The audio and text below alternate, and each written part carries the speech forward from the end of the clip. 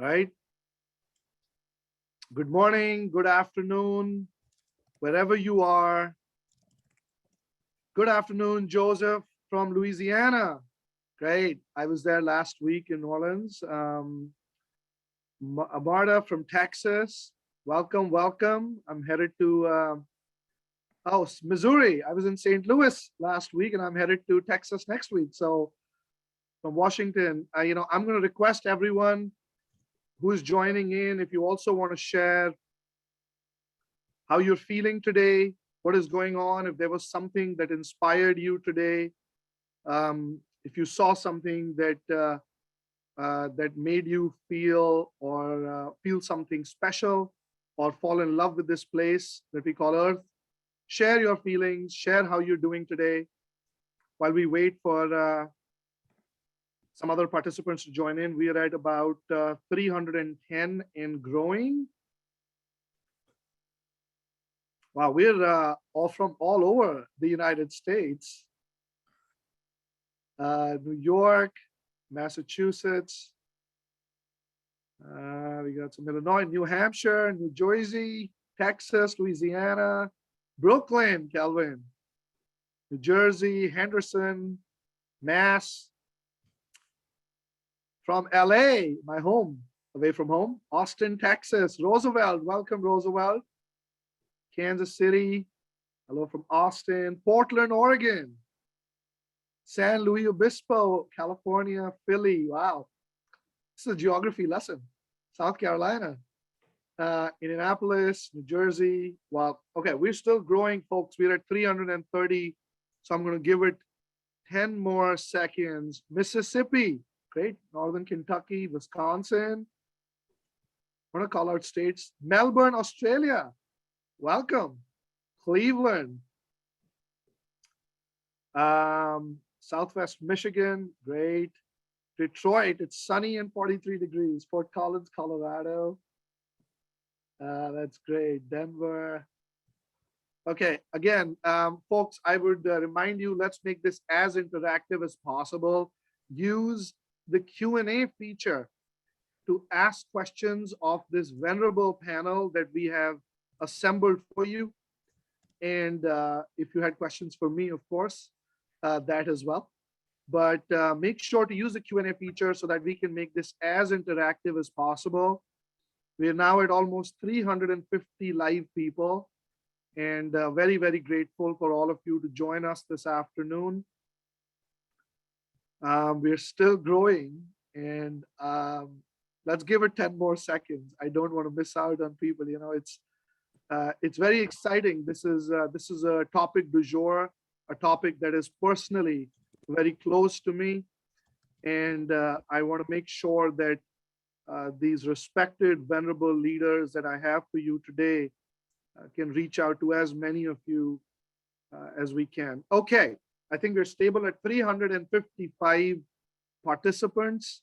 So Ramiro, Kelvin, and Daisy, welcome to everyone that has joined us, all 355 of you. My name is Aman Kochar. I am the president and CEO at Baker & Taylor. I like to call myself as the new guardian of this 193-year-old brand that has been supporting literacy, public libraries for a very, very long time. I'm not going to take credit for us lasting almost 200 years, but I hope I can be a suitable guardian for this extraordinary institution supporting librarians, literacy, and publishers all over. Ariel, good afternoon. With me, I have from the top of my screen, we have Kelvin Watson. Kelvin is the executive director of the Las Vegas Clark County Library District, 25 branches, and the ALA 2324 presidential candidate. Highly respected thought leader, dare I call him my friend, credited with expanding services in the past library management roles. I don't think there is any award in the library space that has not been conferred on Kelvin.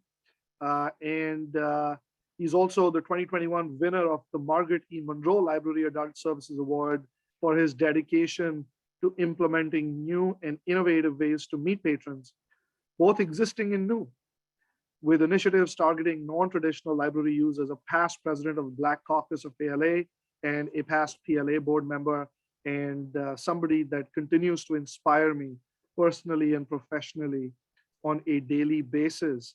So Kelvin, welcome. If you would like to share your thoughts or what has inspired you recently today with the panelists.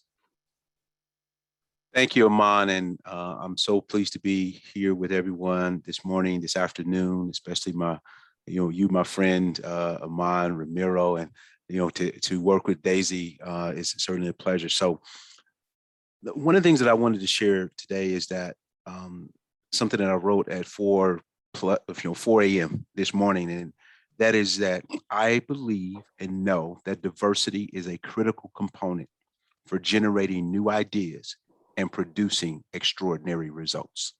So that's what I wanted to share with everybody today. Very powerful. I don't use this very often. I got goosebumps right here. Very, very powerful.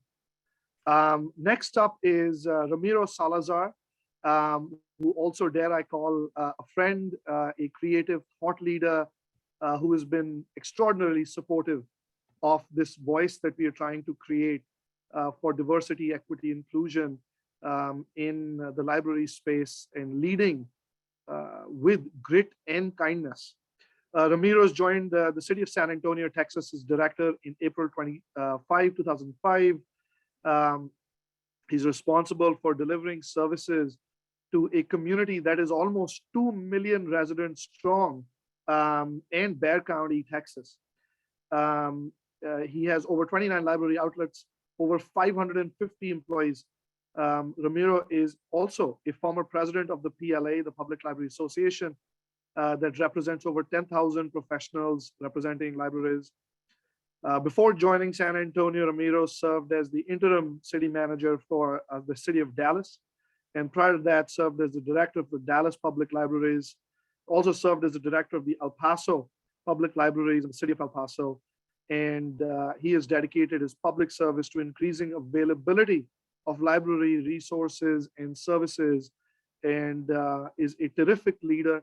I've had the opportunity to speak to some of his predecessors and successors, and they cannot sing enough praises for the legacy that he's left behind in some of his previous organizations and the current impact that he continues to make in San Antonio. Ramiro, thank you, my friend, for taking the time out. Would you like to share with the audience today something that has inspired you recently? Yes, I would. But first of all, thank you, Aman, for inviting me to be part of this panel. Hello, Daisy. Hello, Kelvin. Kelvin, wishing you best of luck as you run for ALA president-elect. I know you'll do it. So, Aman, I was thinking about the question you posed of what have inspired me, and it's connected to our topic today. This Sunday, I had an opportunity to participate in a committee, the International Federation of Library Associations, IFLA. So we had folks from Australia, from Finland, from Norway, from Brazil, from Spain, talking about issues of public libraries. And we were all talking about mental health and how COVID has disrupted communities and organizations. And recently we had a winter episode here in Texas. It becomes a big thing. So over the weekend, I made it a point to visit all of our 25 locations that were open throughout 3 days. And what really struck me is when I visited the locations, how the staff reported how grateful they were to see leadership there. And it's part of connections. I think part of what the work today that we're going to talk about focuses on connection. So I wanted to share that because I was inspired by that experience, and it also made me reflect in terms of my role as a leader, how important that is. So I wanted to share. Lovely, Ramiro. You know, connections have a multiplier impact on anything that we're looking to do. And I think it's very important to make sure that these voices that you have as leaders, diverse voices, have a magnifying glass, and they can only happen through this network effect of cascading through connection. So what a lovely thought that was. Rounding up, thank you, Ramiro. Rounding up our venerable list of panelists today is my new friend, Daisy Auger-Dominguez. who is the author and also the serving chief people officer at the Vice Media Group, one of my favorite media outlets, by the way. I love the investigative journalism. Daisy has made it her mission to make workplaces more equitable and inclusive. As the Chief People Officer at Vice Media Group, Daisy leads a global team responsible for people operations, diversity, equity, inclusion initiatives, corporate facilities, and real estate procurement, social impact practices. Her very, very famous and almost viral, I say almost because it's almost viral TEDx talk, Inclusion Revolution, an upcoming book by the same title, calls on managers to take on the work of dismantling piece by piece racial inequity in the workplace, recognition and dismantling. Daisy has designed, led, and scaled organizational transformations at Moody's, the Walt Disney Company, Google, and Viacom. She's also founded the Auger-Dominguez Ventures, a workplace culture consultancy. A dynamic speaker, writer, and advisor, Daisy serves on the boards of Planned Parenthood Federation of America, Brooklyn Children's Museum, the Robert Sterling Clark Foundation, and St. Anne's Warehouse. And I cannot tell you what a pleasure it is to have you here, Daisy. Your energy, your work, both as a professional, as a leader, and as a champion of diversity and inclusion voices inspires me. Your book is written in a fabulous way that allows people to be practitioners and not just have a philosophy of DEI, but have day-to-day strategies of dismantling it. Welcome, Daisy. Thank you for taking the time today. Would you like to share with our audience what has inspired you recently? Oh, Aman, thank you so much. I wanted to say likewise, the honor is all mine to be here with all of you today. I have to say that what's inspiring me right now is being responsible for returning a global workforce back to offices can feel really overwhelming at times. But I am so excited, and I wrote to my team today, even as I was sending them a long list of all of the operational items we have to take care of, how exciting it's going to be able to see each other again, to connect with each other, to reimagine workplaces as places of collaboration and connection, and no longer as the places where we go to just do work. And that this new face of work, which I am keenly committed to making it far more inclusive and places of belonging and equity, this is when we get to do it. We've been talking about it for the last 2 years, but when we're all back in this workplace, this is when we get to enjoy each other again. And I think we've all been so frayed these past 2 years, and we kind of need each other's energy again. In 3 dimensions. Yes, I want to, I know it sounds inappropriate for an HR professional to say this, but I want to hug and kiss and touch my colleagues. I want to do that. Likewise. And elbows too these days. Yes, all of it. Daisy, thank you so much. I'd like to share something that inspired me. I'm somebody that wakes up pretty early in the morning. One of the author, philosopher, poets that has inspired me recently was a gentleman by the name of Khalil Gibran, in case you've read him, heard him. And the topic we have at hand today for a long time was associated by fear of being judged, by fear of not having the tools to talk about it, the fear of what the repercussions will be. And so I will read a few lines that Khalil Gibran had written over 100 years ago on fear. And we will kickstart our panel then. It is said that before entering the sea, a river trembles with fear. She looks back at the path she has traveled from the peaks of the mountains, the long winding road, crossing forests and villages. And in front of her, she sees an ocean so vast that to enter there seems nothing more than to disappear forever. But there is no other way the river can go back. Nobody can go back. To go back is impossible in existence.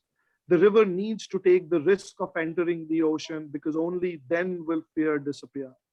Because that's where the river will know it's not about disappearing into the ocean, but of becoming the ocean. And to that, I will say that each of your voices are not individual voices. So fear not, my friends. We will make sure the 409 participants that we have today have a multiplier impact on your 3 individual diverse voices.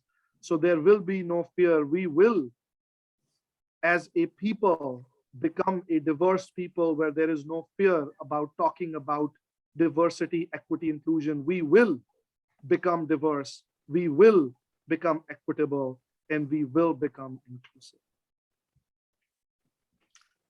With that, we will start. Next slide, please. Thank you. On to tactical things. The agenda for today, introductions, which we've completed. We've taken 3 more minutes, but hopefully it was worth it. We're going to talk about Daisy's new book, The Inclusion Revolution. We're going to be talking to Daisy, Kelvin, and Ramiro, who had a sneak peek at the book and how they intend to use the strategies. We're going to then move into a question and answer session with panelists, some questions that I have in front of me. We are then going to briefly introduce to you what Baker and Taylor is doing to not just talk the talk, but walk the talk, and launching our new diversity, equity, inclusion tool, an automated tool that allows you, librarians, to quickly, instantly get a view of your collection and do something about it. And then lastly, we're going to take your questions, my dear audience. So please use the Q&A feature that I can pose to the 3 people I have in the hot seat today, Ramiro, Kelvin, and Daisy. Next slide, please. And with that, I am going to hand this over to Daisy to introduce her strategies, her thought process for inclusion revolution. Over to you, Daisy. Wonderful. Thank you, Aman. Can we move one more slide? Hello, everyone. This is me, Daisy Auger-Dominguez, and my book. One more slide. Today, I am absolutely thrilled to be here with all of you, and I am going to be covering a brief overview of my book, what inspired me to write it, and really a bit of the inspiration behind it was this book is a distillation of nearly 2 decades of lessons learned as a DEI practitioner, diversity, equity, and inclusion, but also as a woman of color, Latinx, moving up my career in corporate America. Next slide. I'm here to tell all of you that inequity in the workplace is a problem that you can solve. There's been a sea change globally in conversations about systemic racism, a re-examination of the role that race plays at work, and a call to dismantle racial injustice. Institutions and corporations have been on high alert, from executives, shareholders, boards, directors, employees. CEOs are hyper aware that their companies and their public personas are one social media cycle away from reputational and share price oblivion. Since the George Floyd killing in 2020, institutions and companies around the world have launched efforts to find and develop diverse talent, whether they be students or workers from underrepresented groups. Many of the efforts have been applauded and increased representation. Some critics say that some of these moves have been both costly and ineffective. And worse, some claim that in some cases, such efforts are replacing the poor treatment of one group with the poor treatment of another. Others, like Black and Brown people, are saying, we've had enough. We want real change, and we're keeping score. But leaders and managers are still lagging when it comes to applying the courage and the rigor it takes to shift culture, process, practices that perpetuate inequity across their teams and workplaces. Look around you, and I know that all of you are on your screens right now, but think of your organizations. Is your workplace significantly more diverse than it was in the summer of 2020? Are there more Black, Indigenous, and people of color in management and leadership roles? If you are a Black, Indigenous, or person of color and a woman, have you felt a shift in how managers are treating you? Has there been a shift in who leads, defines, and drives and gets paid for the work of diversity, equity, inclusion in your organization? For most of us, the answer is no, no, and no. I wrote Inclusion Revolution because I've grown increasingly tired of short-lived promises. Much of what shaped my career and my desire to write this book was this experience that I was an only, As I rose from junior to executive ranks in some of the world's most admired companies, I often felt vulnerable, afraid, and overlooked. Even as I fought to break down barriers for women, Black, Indigenous, and people of color and other marginalized workers, as I fought to bring more seats to the table, I have had to desperately fight to earn and keep my own seat at the table. All around me, I witnessed women and people of color being repeatedly sidelined and marginalized. And like many of my colleagues, there were times where I gave up small parts of myself, where I let my courage shrink, and where I let my voice diminish. I have dedicated my career to removing the roadblocks that make workplaces unwelcoming, unequal, and often unsafe to women, BIPOC, people with disabilities, and other non-normative people, because I know firsthand the marginalization and loneliness these employees experience in the workplace. I have also seen how institutions and companies are strengthened when inclusion, belonging, and equity become the frameworks for making organizational decisions. And I know why that shift is hard. I wrote Inclusion Revolution specifically for managers because management is hard work. It's what most directly impacts the experiences of workers. And the people doing it have typically never been taught how to do it well, much less with an inclusive and equitable lens. Over the course of my career, I found that many of us want to change conditions in our workplaces, yet sometimes we're terrified of messing up, saying the wrong thing, or not being able to do enough. That's where many of us often dwell, that paralyzing place where our fears reside, where we numb ourselves into inaction. The real enemy of inclusivity, belonging, and equity in the workplace is silence and inaction. I wrote Inclusion Revolution as a way to honor what I've experienced and learned, and to manifest what I have long envisioned: radically inclusive and equity-minded workplaces where leaders and team members are empathetically anti-racist, where creativity and innovation comes from everywhere, where all aspects of our identities are represented equally at all levels across the organization, where safe, fair, and dignified work is the norm, where wellness is built into the organization's DNA, and where equity is a key framework for making decisions. It's written to help the reader examine the root causes of racial inequity across the entire employee lifecycle: recruitment, onboarding, development, retention, and to make change that lasts. The system has long been broken, and far too many of us have been unwilling to consider and acknowledge that truth.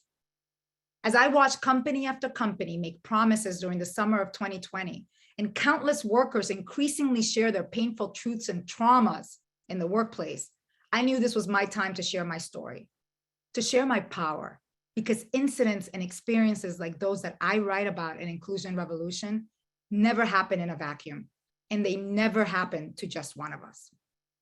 Many of us work in entrenched cultures that appear from the outside to be forward-thinking and progressive, while the internal culture erodes the morale, well-being, and professional advancement of BIPOC employees. The experience of women of color in the workplace, women like me, is like walking a tightrope every day. I have to make daily decisions that take a toll on my physical and mental well-being, which parts of myself to bring forward and which parts to blend, which parts will threaten or offend the least. How much space can I take? How many mistakes can I afford? Will I constantly have un pie aquí y un pie allá, 1 foot in and 1 foot out, always exceeding the most unreasonably high standards while watching mediocrity succeed upwardly? That's been the experience of many of us up until now, because let's face it, in 2020, everything changed and there is no going back. Next slide, please.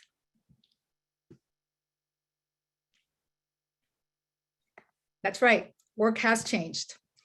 The cover on inequitable workplaces has been blown, and employee and managers' expectations have shifted.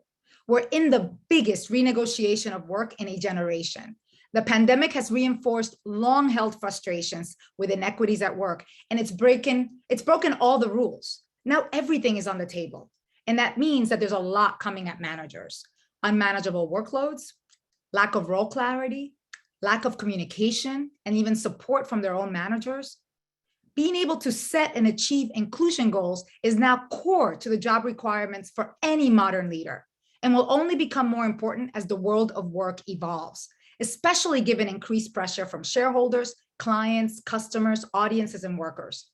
The new way of work requires managers in particular to be reflective and awake. Note that I did not say woke, awake. It requires managers like many of you to be active and resourceful about what you're trying to build and who you want to build it with. You don't have to do it alone. There's a lot of good advice in Inclusion Revolution and so many other books and resources. Advice that starts from the assumption that BIPOC and women should expect dignity and senior people should deliver accountability. Managers are responsible for the corporate culture. That means that the way that you behave sets the tone for the entire organization. See how Aman introduced us today. He set the tone for how we're all engaging for the next 20, 30 minutes. If you're not inclusive, the workers and managers reporting to you won't be inclusive either.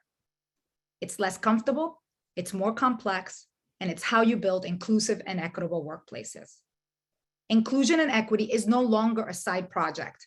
The urgency is clear, but the roadmap is not. Inclusion Revolution doesn't tell you to rip up your approach entirely, but rather to thread diversity, equity, and belonging throughout the entire talent strategy. Slide, please. Here you go. In Inclusion Revolution, I share 4 actionable ways to build workplaces that are more equitable, just, and inclusive. Workplaces that work for everyone. They are reflect, visualize, act, and persist. Inclusion Revolution begins with an internal lens, reflect, to help you get clear on your truth and the truths of your coworkers, the variations in your points of view, feelings and identities, your motivations, and how this impacts the organizational climate. The bulk of the book walks you through steps 2 and 3, visualize and act. This is where we tackle topics like hiring, onboarding, accountability, employee voice, performance management, growth and advancement, transforming cultures, all the good stuff, everything that impacts us on a day-to-day basis. So let's go through these. Reflect. Sorry, slide. All right. Sorry, I'm getting a lag here. Reflect on what you and others are experiencing. Get clear on what you want to achieve and the role you want to play. Ask yourself, what is one thing I could be doing better to prioritize equity in my interpersonal relationships and decision-making? Next slide. Visualize. What could be possible for you and your organization? Ask yourself, what would it look like to implement inclusion and equity in the workplace? Next slide. Act. I have a bias for action, so this is one of my favorites.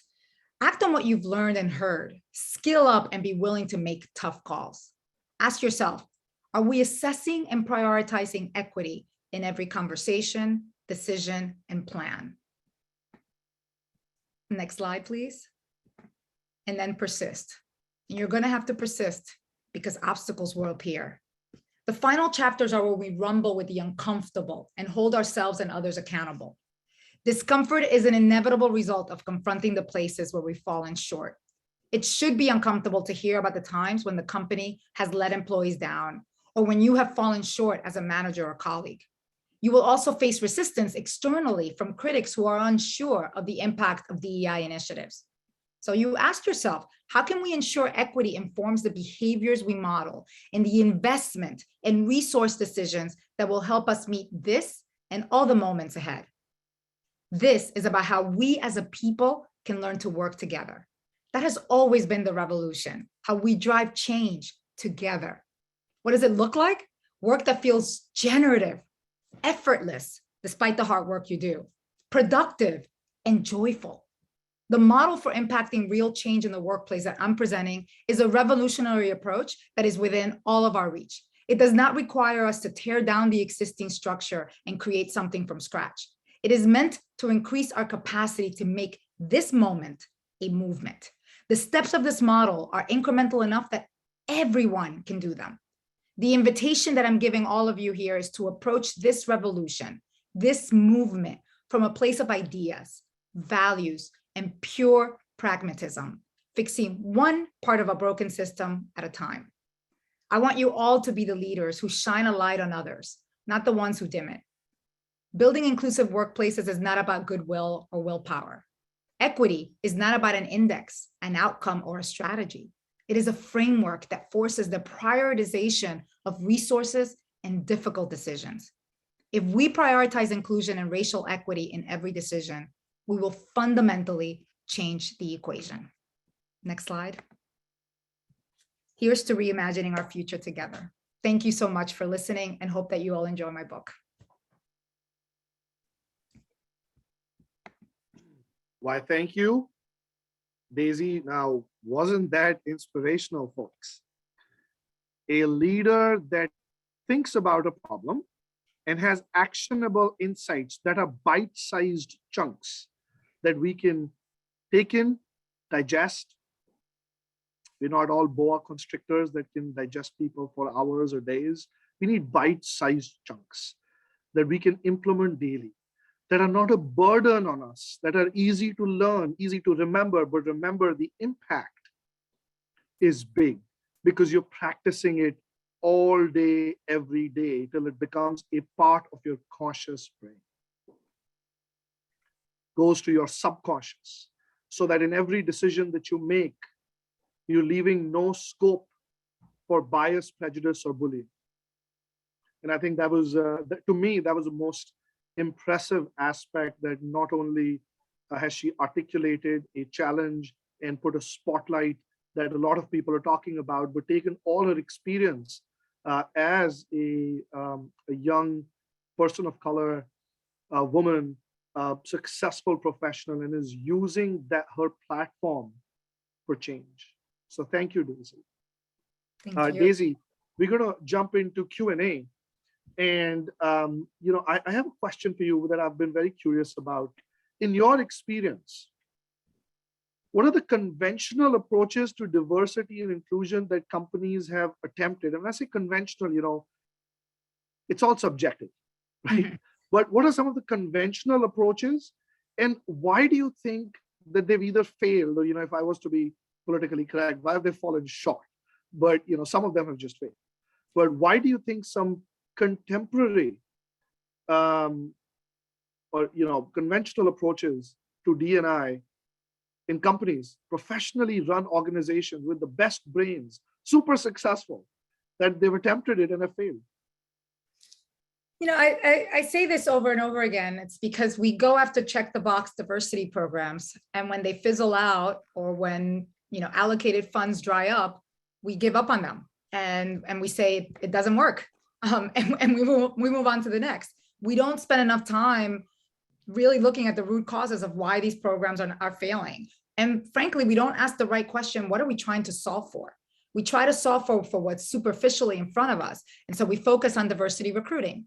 This is what every company does. And what we end up doing is that we keep on creating these revolving doors of talent.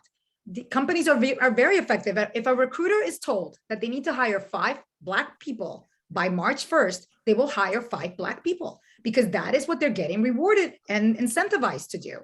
People are logical beings. They will do what you ask them to do. But what they will not do, and what many leaders and managers who are putting these programs together not do, is, why are you asking them to do that? What will be the outcome of that action?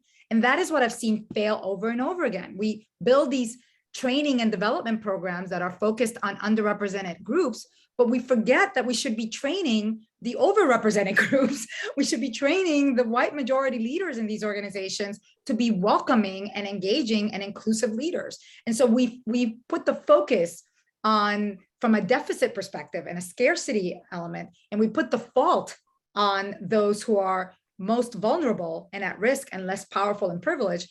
And we forget that the onus should be on those who are in power and privilege. I could go on. I could give you a long list, Aman, but I know we don't have time. I hear you.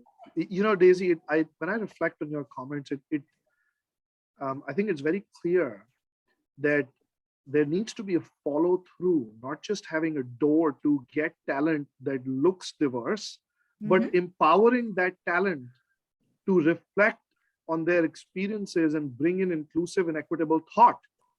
So if you just keep bringing in people saying, all right, well, get me, 5 black men, 4 women, and 3 brown men or women, and now we're diverse.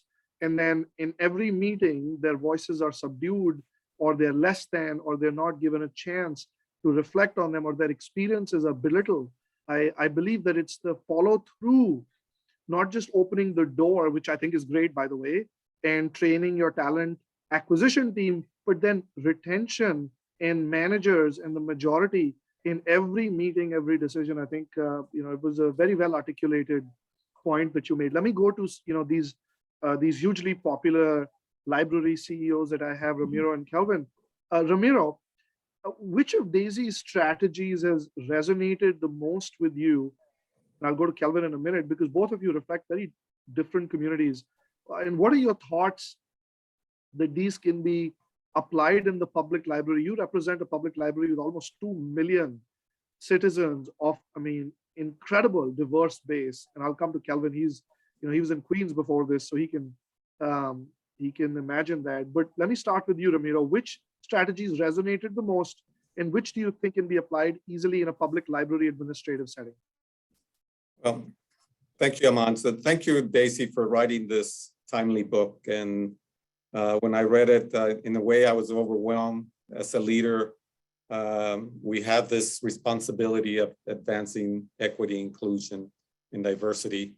And so it's a tremendous responsibility that we take upon ourselves if we are dedicated in principle to advancing DEI.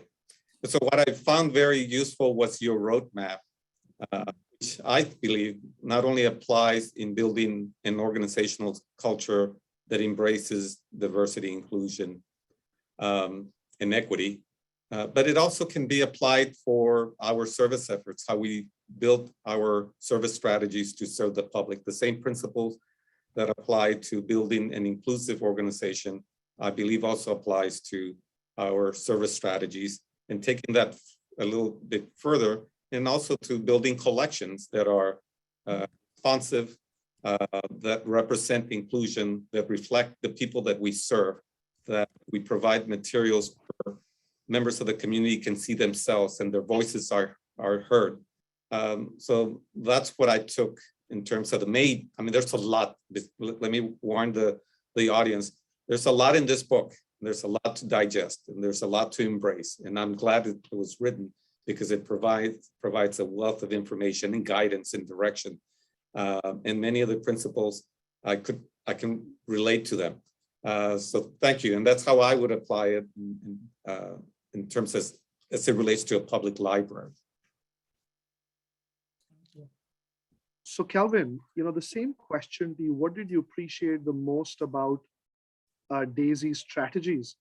Which ones do you think can be applied easily in a public library setting? You were in Queens, which I believe per square foot is the most diverse place on the face of the earth. But there's a question from an anonymous attendee in the Q&A. It's at the bottom. It's very relevant to this question, so I'm going to add it on. I'm going to tack it on. How can we, and is it even possible to ensure equity in libraries if race and anti-racism are not even a part of the conversation? So how would you apply Daisy's strategies easily, and can it be done where this is not even in the conversation? So great book, Daisy, as Ramiro said, so I'm going to try to get straight to the point. But first I wanted to point out, that one of the things that you said when you went through your sliders is about leadership. Leadership is hard. And I'll even say this, being a diverse leader is even harder. And so what resonated with me most was holding up a mirror and acting on what you learn, and to persist despite your discomfort, right? Because we have to get, this is to that question, Aman, we have to get comfortable being uncomfortable. So we have to have those conversations. They have to be here. We have to continue to push those, especially myself, Ramiro, in the roles that we are in as library leaders. We have to push that not only within our organizations, but also within our community. What also resonated with me was empowering leaders and managers to act and holding everyone accountable. So I use this term and I learned it of the past few weeks, it's acta non verba, actions, not words, right? A lot of statements came out after George Floyd. The Broward County Library's director, Kelvin Watson, did not write a statement. Why? Because my actions and the actions of my staff and the programs that we delivered to our community spoke volumes beyond just writing a statement. So for libraries, some of the things that I've been doing, and the Daisy's book resonated with me because I participate in the hiring process as the library director. Looking at our performance reviews. There's beyond a leader empowering a chief diversity officer. Who serves as the diversity officer for the Las Vegas as well as Broward? I'm the chief diversity officer. It's my responsibility. So that's where, that accountability starts with me and examining all of the biases. And, I'm there and looking at the root causes. Some of it I understand because I've grown up through those things in my career. So, but it's looking across diversity, equity, inclusion, access, and accessibility. I'm going to stop right there because I could go on and on. But this is the work, and we again, the folks will tell you I serve as that chief diversity officer. So I'm the leader creating those conditions that enable my teams to make real progress. And so I'll stop there. There's more, but that's where I'll stop. It's that was really, really good. I think it's very important. The next question, I think I'm going to go back to Ramiro for a second because Kelvin's kind of answered that already. In Daisy's book, she quotes a Frida Kapoor Klein, a founding partner at Kapoor Capital. The work has to start with an internal focus before it turns into an external focus. Kelvin was just talking about he's the chief diversity officer, like it's me, and it has to start internally with an internal reflection in an organization, at a personal level, before you can start talking about it and you can articulate it. But if you haven't gathered your thoughts, then you're basically just mimicking, copying, or doing perfunctory actions that have very little depth. So, Ramiro, let me come to you. What internal work have you done as a leader that you feel has helped you in your leadership role, propelling the cause for DEI? All right. Well, thank you. One of the words that really resonated with me that Daisy used is reflection. It's something that I practice personally in my personal life, as well as the director of the library system. I think it's extremely important to reflect and self-analyze, to recognize whatever biases we may have, to have a method for you to check yourself when you might see those biases coming into play in terms of decision-making. And so that should also be transferred to the organization, of the organization reflecting also inward in terms of what are our actions saying to our employees. Are we being intentional with the goals? We may talk about diversity, inclusion, and equity, but if there are no action to those words, then it means it's insignificant. So being intentional about our efforts, it's extremely important. I often talk within our organization about transparency, the importance of transparency, and helping our organization understand decision-making challenges that are being faced by the entire organization. So those are key principles that are necessary in order to advance equity in the workplace, inclusion and diversity. I was also wanted to share with you, and I'm afraid I don't want to take too much time in terms of putting into action this principle or this intention of really advancing equity and creating an organization that feels included, that feels valued, that feels that they have a voice, that they feel acknowledged. A couple of years ago, I had a new board of trustee ask me a question. She asked me, "What's your organizational culture like, Ramiro?" I said, "Well, we have staff that are empowered, we're inclusive, we value diversity, So I went on. And later on, after the meeting, I paused. I said, I said that. How have I confirmed that? How have I tested that notion? And so there's a leader within the library that I trust, a branch manager who always succeeded in building high-performing teams, Dr. Haley Holmes, who I valued, and I talked to her. I said, look, I had this perception of the organization that I don't know if that's true. Can you help me? So she went out and did an assessment, and because she's trusted, and came back, Ramiro, this organization has a problem of saying yes. So that's one area that we need to work on. So I empowered her to form a group from the bottom up of all classifications in the organization, and they created Operation Transformation. And out of that effort, out of that work of including folks throughout the organization, created several initiatives came forward. And the end result, the outcomes are people feel, and employees feel listened to, they feel valued, they feel that administration is more transparent. And so there's more work to be done. Let me be clear, there's more work to be done, but that created some results. And that's part of being intentional, putting into action those words that we say that we value, diversity, empowerment, and so on. That's, it tells me, Ramiro, that there are so many leaders who are of this thought process of putting actions and making sure those actions are intentional, that they're thought to create an outcome that is pre-designed. Exactly. So you're not just saying, oh, we'll see what happens. So let me go back to Daisy for a minute. Daisy, I have a question, and I was reading several questions in the chat and Q&A. So I'm going to speak for the next 10, 15 seconds. They're all related because I know your answer is going to cover all of them. So what recommendations do you have for those experiencing disparities in the workplace? How can they approach their leaders or managers? If they're not a manager, how can they do this?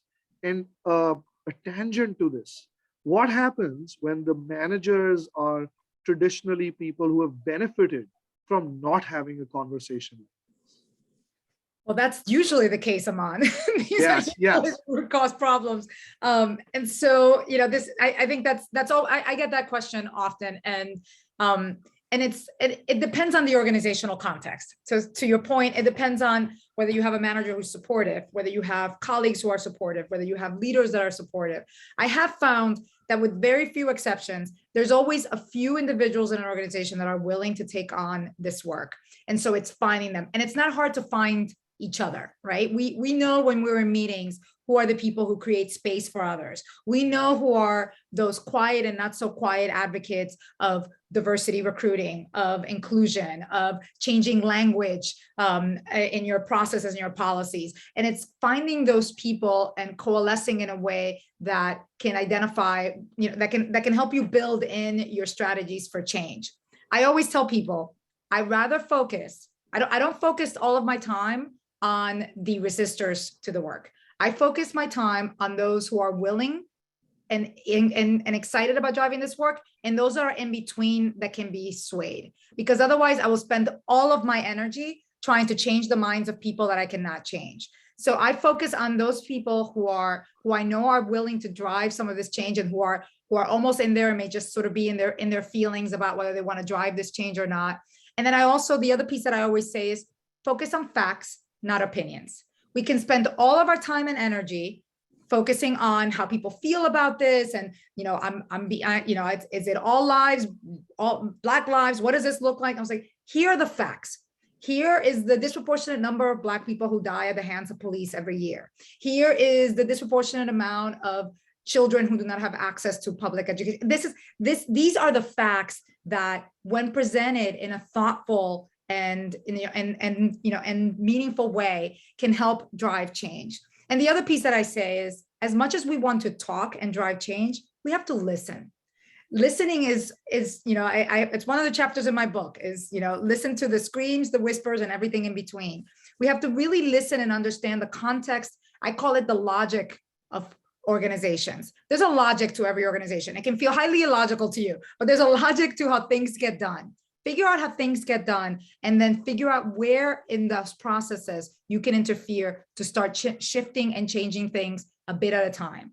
And if that feels too overwhelming to you, if that feels like it's not, then those are signals that these may not be the organizations that you need to be in. Not all of us have the privilege of being able to walk away from a job and go to another one. And so, oftentimes we feel like we get stuck in these places where we can't drive change. I have worked in many places where I can tell you, I have left organizations, but I had also tried to drive the change. And there are always pockets of resistance, but there's always pockets of openness and meaningful change that time over time, and 1, 2, 3 plus tens of thousands of people driving the same change will get us to the workplaces that we all deserve.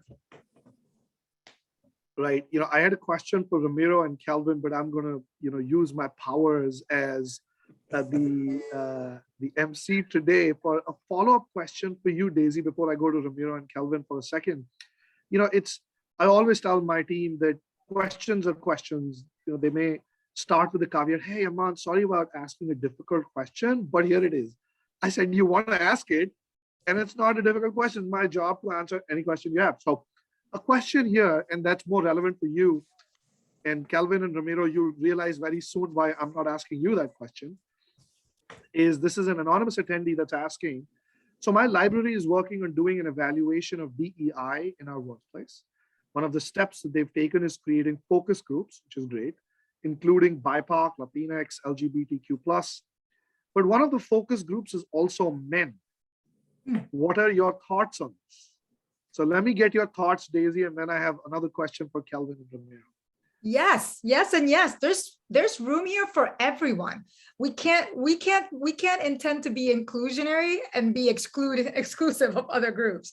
And frankly, part of the challenge, and I hear a lot of white men ask me this question, is like, I want to be involved in employee resource groups, but there's like, which one do I join? Then there's like, there's not one for me. And I like to joke back. I was like, yes, yours is the entire company. I was like, that is your employee resource group. I was like, right. These spaces are created as safe spaces for individuals that clearly are seeking those moments, but you can ask to be invited. You should be part of these conversations. And when you are invited in, these are the moments where you should listen and engage and support. So I think when I was at Google, we did a similar exercise, Aman, and it was after we had done a global employee survey data, and we broke groups by identities, but we let individuals choose which identity groups they wanted to be on, because we all hold so many multiple identities. And so I could be in the multiracial and ethnic group, or the Latinx group, and vice versa, and the LGBT group or whatnot.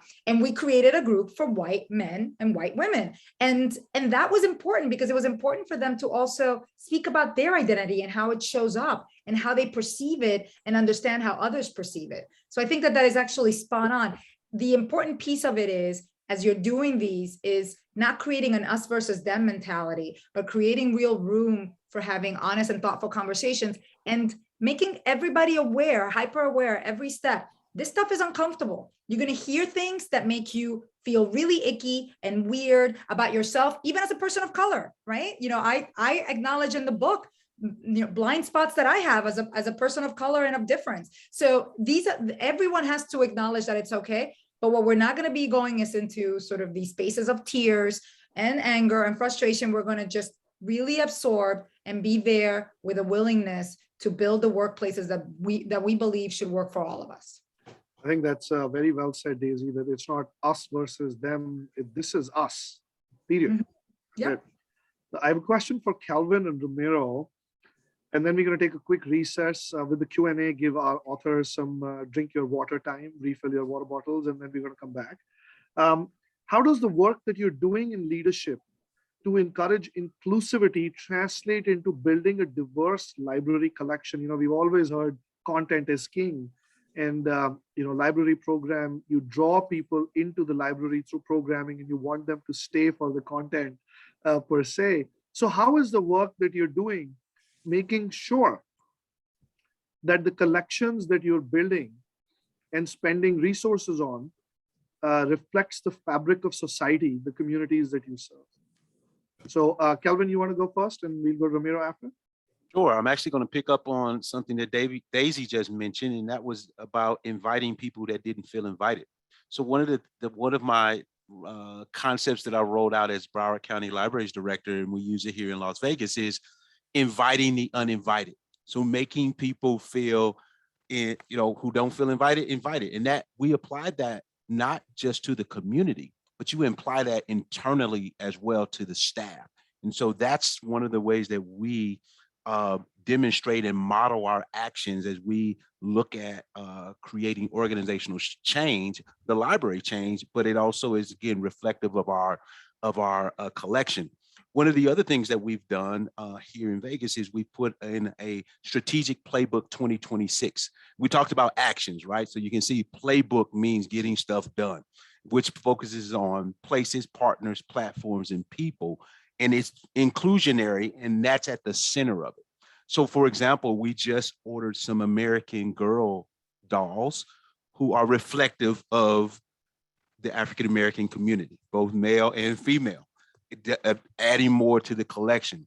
We focus on, making sure that we have resources from We Need Diverse Books, all of the ethnic awards, for example. And we also, support, all of those efforts in diversifying our collection. So again, as Chief Diversity Officer, I'm tapped into, as I said, to a lot of things. So I send emails to my collection department always, probably on a daily basis, for making sure that we're adding new resources that are reflective of our communities.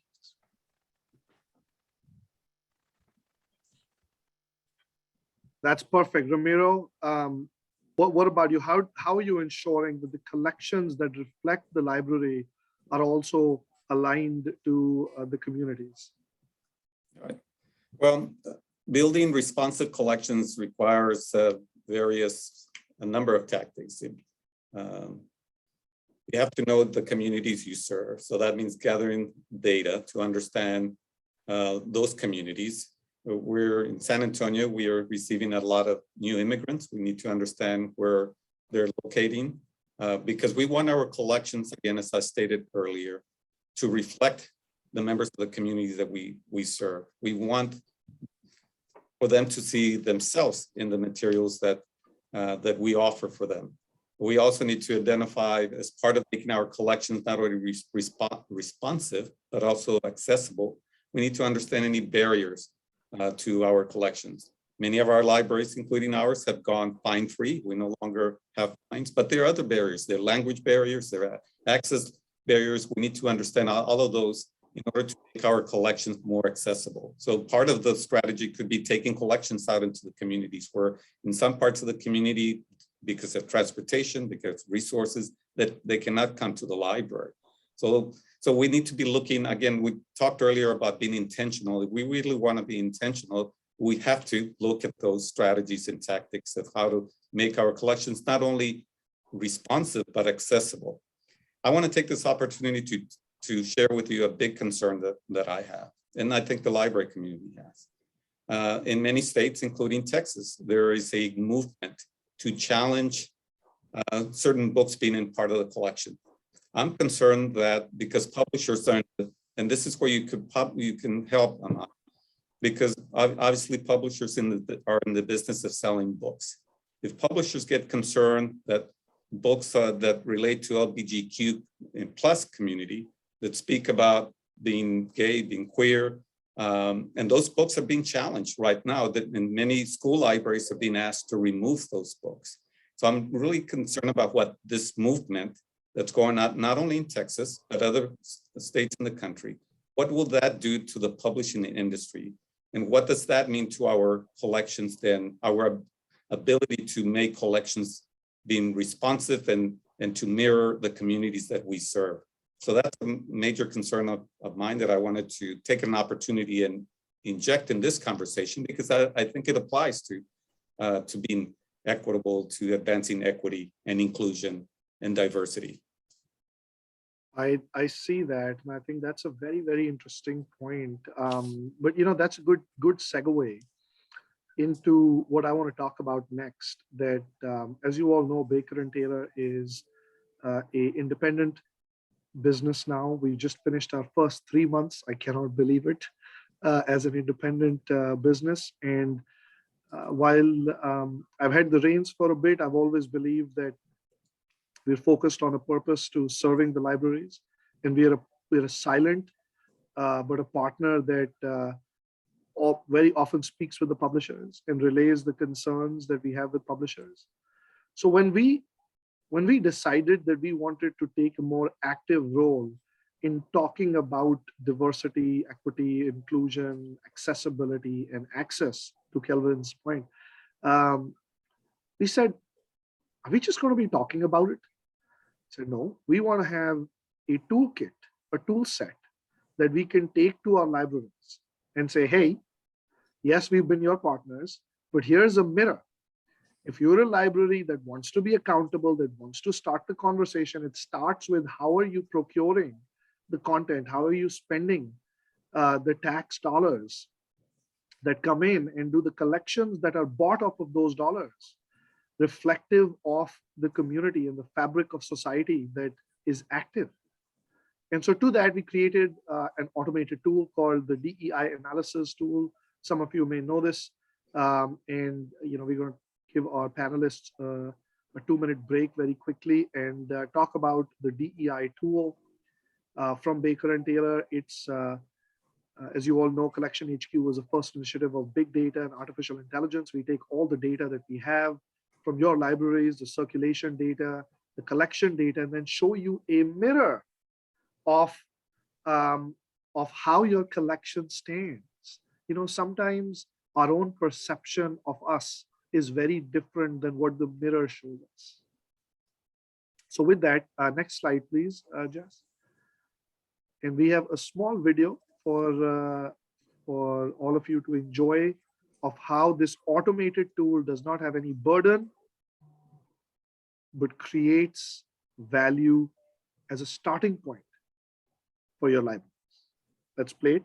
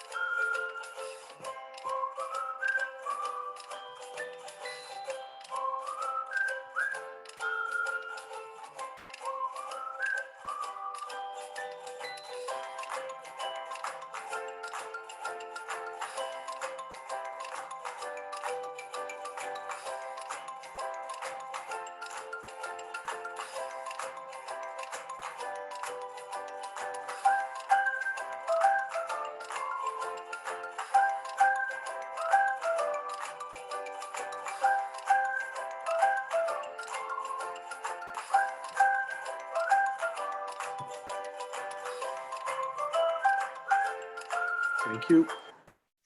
Next slide, please. The whole point here was, how do you start the conversation? And this is not a tool for replacement. This is a tool to help with the efficiency in making sure that the collections are relevant and static. We started out this project as a company that wanted to make sure we partner with libraries, and we are not just selling or distributing content, we're distributing content that is relatable, that is impactful, that is intentional, that reflects the leadership of that community.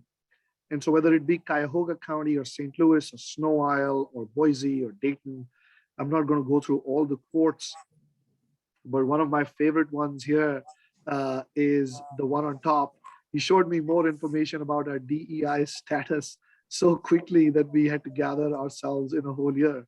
And I think that's the starting of a conversation, that if we believe that our collections were diverse, but the reality is that it isn't, let's have that conversation.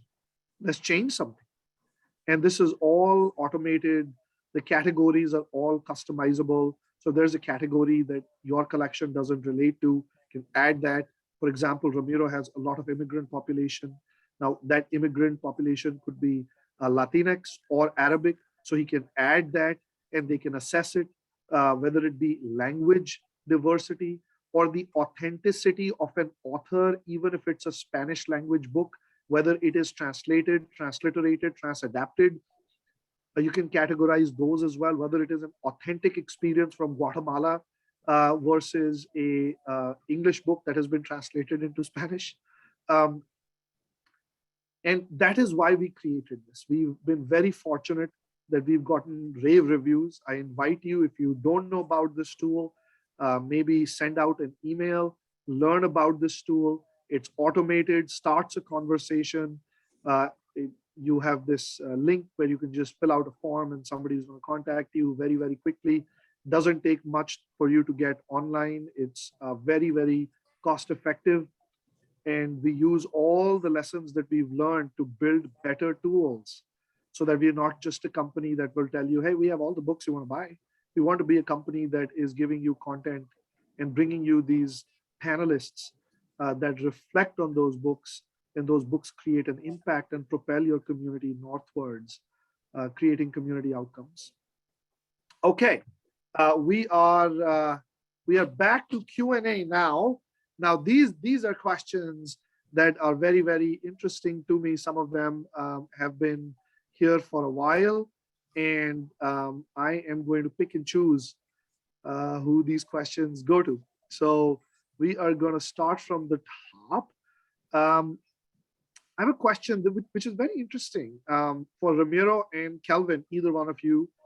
I live in a smaller community that is a mix of white and African-American residents with small pockets of Hispanic and Asian communities. How do we recruit to develop a diverse staff? I see things changing for our staff of color, but applicants of color for positions of leadership are a rarity that I'd like to see change. So first, thank you for wanting to see the change.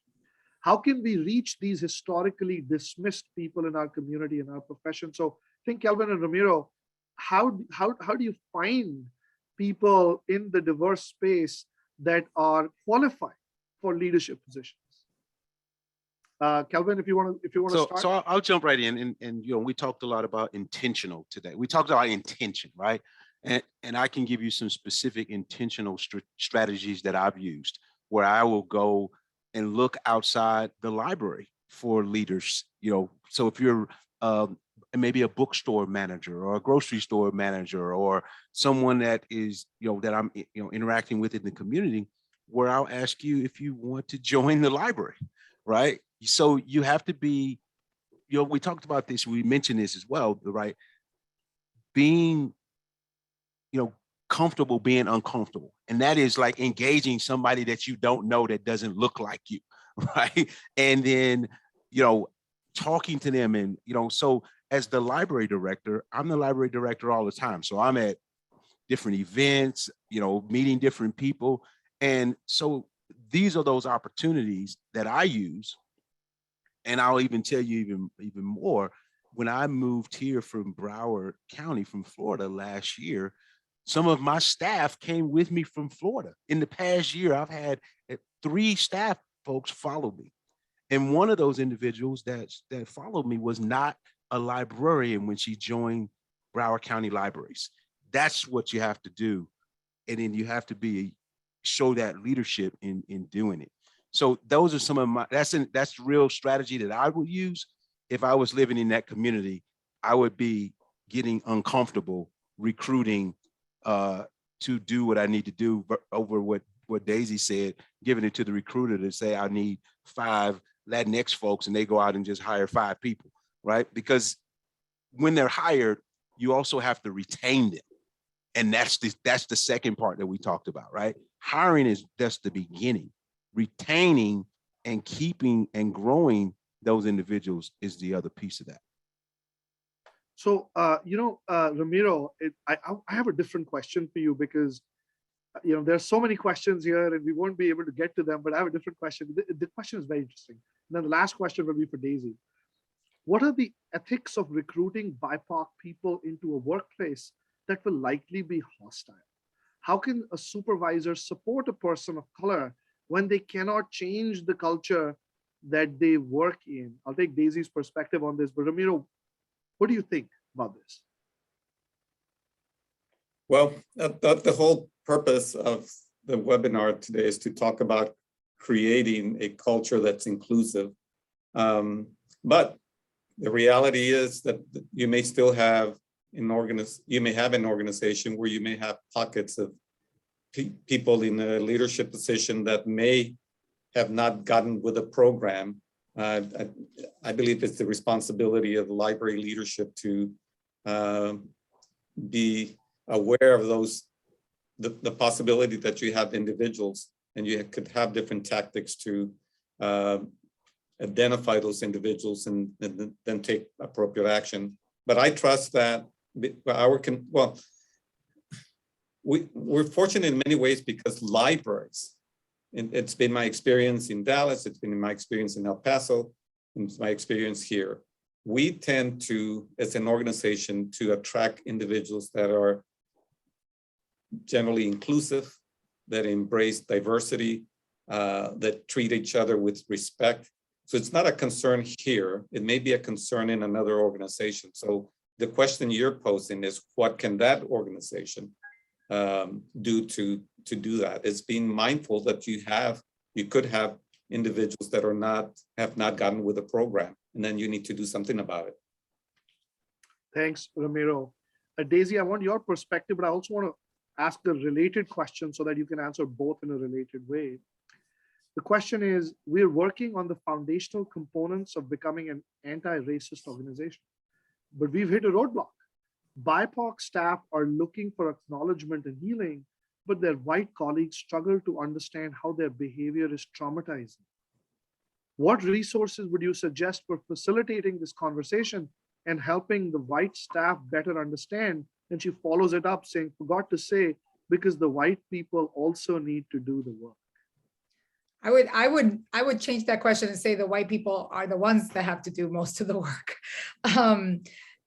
You know, there's a book called White Fragility. There's a lot of books out there that, you know, you've got to first name what you're trying to solve for. And you know, and I don't mean it in a way to you know, I'm saying it in a cheeky way, but I don't mean it in a way to push away the individuals that should be leading this work. But I mean in that, you know, and that there's the first resistance to this is to say that you don't understand it. And that, you know, and that you don't get it, and that, you know, you've never been aware of it. And the fact of the matter is that there's a lot of really well-intentioned people, including people of color, who walk around their day to day without knowing the impact of their actions. So I start by presuming good intent and providing the resources that exist. And so I think that, you know, it's identifying books. Sometimes, you know, no one's going to read a full book right away if it's not their interest, but what are key chapters? There's tons of TED Talks, you know, I obviously I'm biased towards mine, but there's tons of TED Talks that are 10 to 15 minutes, quite engaging, that introduce topics of white fragility and, you know, and trauma in the workplace in a beautiful way and in a very relatable way, and in a way that creates content and engagement versus pushing people away. So I would say that I would start with that. I would say that to answer the previous question that you had for me, Aman, that Ramiro was answering, you know, I do think that, listen, we all work in organizations where there's toxic people, and when there's people that have not signed on to do this work, you know, it's like, and that's fine. That's diversity. There's always going to be diversity of thought, experience, and background. What an organization needs to heavily focus on, and this is one of the first things I did when I came to Vice, was identify a shared sense of behavioral principles that everyone in the organization would abide by, and that are not just something that we put on a board and say, this is what it is, but this is how your performance management is measured. This is how your bonuses and compensation are measured. This is how, you know, this is the decision-making criteria that we apply to our content and our products. This is embedded in who we are. And so we tell you from the very beginning when you join the organization, this is who we are. And if you don't want to be part of that, then you know, and if you're operating counter to that, then you are operating against our code of conduct and our behavioral principles. And then there will be disciplinary actions if necessary. But everybody has to follow that from the top down and from the bottom up. Exactly right. The tone has to be set that this is important, period. This is not an option. Mm-hmm. This is not a nice to have. This is a must have. Yes. And with that, I have a couple of questions that I'll just answer tactically.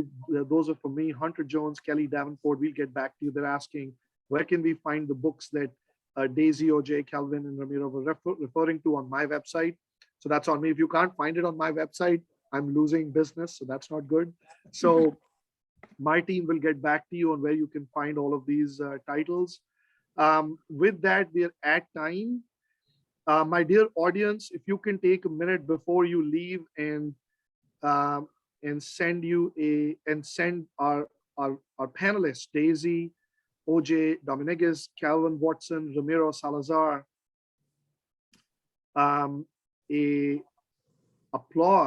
virtual applause for spending their time.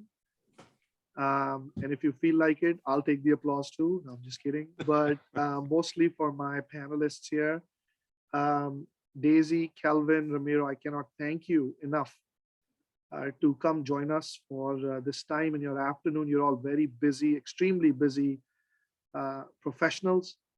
And thank you. And Daisy, would love to get to know you a little more so that next time I can introduce you as my friend as well. Likewise. And thank you again. Thank you for my audience. You have been tremendous today to talk about this must-have topic. I will let you go with simply saying, treat yourself today and your colleagues with grit and kindness. Know that you don't know everyone's story, so treat them kindly, but use grit to have your own boundaries and pick yourself up when it's not been the best day. So grit and kindness. Daisy, all the best for your book. Kelvin, all the best for your election. Ramiro, thank you so much for everything that you do for us. Thank you. Have a great afternoon. Be well, be safe, you all. Thank you. Take care. Thank you. Thank you. Thanks, Ramiro, Daisy, Aman, as always. Likewise. Thank Jessica, you, guys. Bye-bye. yes.